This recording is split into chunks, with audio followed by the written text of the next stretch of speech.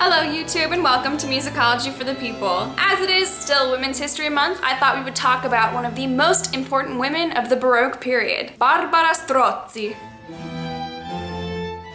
Barbara was born in Venice in 1619 as a bastard child. However, she was quite soon adopted into the Strozzi family. All evidence suggests that she actually was the daughter of Giulio Strozzi, the head of the family, and his longtime servant Isabella Garzon. Either way, she was baptized Barbara Strozzi and soon became Giulio's favorite child. The Strozzi family was well positioned in the artistic community. Giulio was a well-known librettist, and he penned the poems and texts for Claudia Monteverdi and Francesco Cavalli, which put him as a very central figure in the transition from the Renaissance to the Baroque. He was a founder of the Accademia degli Unisoni, which was a subset of the Incogniti, and this group actually met at his house. By the way, the Accademia degli Unisoni means the Academy of the Like-Minded, but it's also a play on words because unisoni, or unison, is a musical term.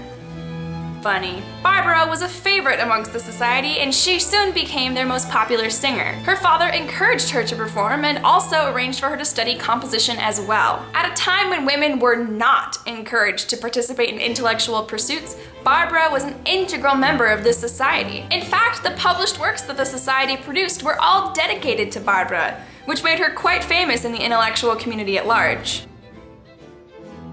Barbara was heavily influenced by the compositional practices of both Claudio Monteverdi and Francesco Cavalli, but her musical style really was her own. Like others during her time, her accompaniments were very simple, but her vocal lines were very lyrical. Also, probably due to her being a very accomplished singer, her vocal parts were incredibly difficult. Another unique thing about her works is that the vast majority of them were secular or non-religious. Apart from one collection of sacred songs, everything else she wrote was not religious in nature. Pretty scandalous for the time. She also published all of her songs in books of all her music, as opposed to having single songs being published in collections with other composers' music. In fact, she wrote more secular vocal music than any man or woman in Venice at this time. Her early works were settings of text by either her father or her father's friends, but her later works actually were settings of her own poetry. Her poetry received praise from a very wide variety of sources, and some of it survived longer than her music did. Barbara's personal life was the subject of much scrutiny both during her time and during ours. She never married, but she did have 4 children. Rumors circulated then and now that she was actually a courtesan, or a very well-positioned prostitute. However, more evidence shows that she actually had a long-term relationship with one man. This man was the Count Giovanni Paolo Wiedmann. At least 3 of her 4 children were fathered by Wiedmann, and it appears that from the late 1630s to the 1640s, she was very much exclusive with this guy. Now, that might sound all well and good and possibly romantic, but we should not ignore the fact that this man was 14 years her senior and a very good friend of her father's. She was introduced to him from a very early age, attending meetings of the society, and it's possible that their relationship started before she was really of an age where that was appropriate. There are even accounts that Wiedmann raped Barbara and that their relationship grew from that,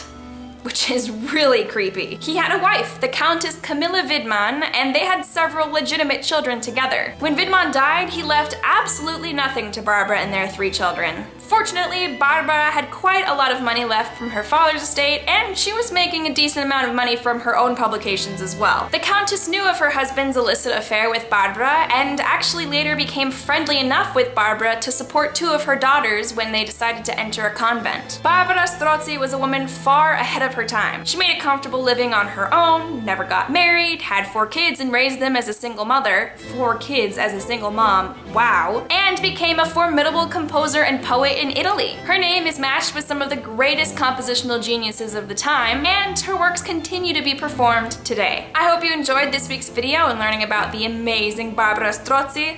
There is a listening list down below. Unfortunately, I wasn't able to play any of Barbara Strozzi in the background of this video because all of her music is vocal music, and I've heard enough times from you guys that you don't like it when vocal music is in the background. See, I pay attention, I listen. Continue to look for more ways to learn about women's history this month, and I will be posting interesting links on the Facebook and Twitter associated with this channel. Until next week, arrivederci! Musicology.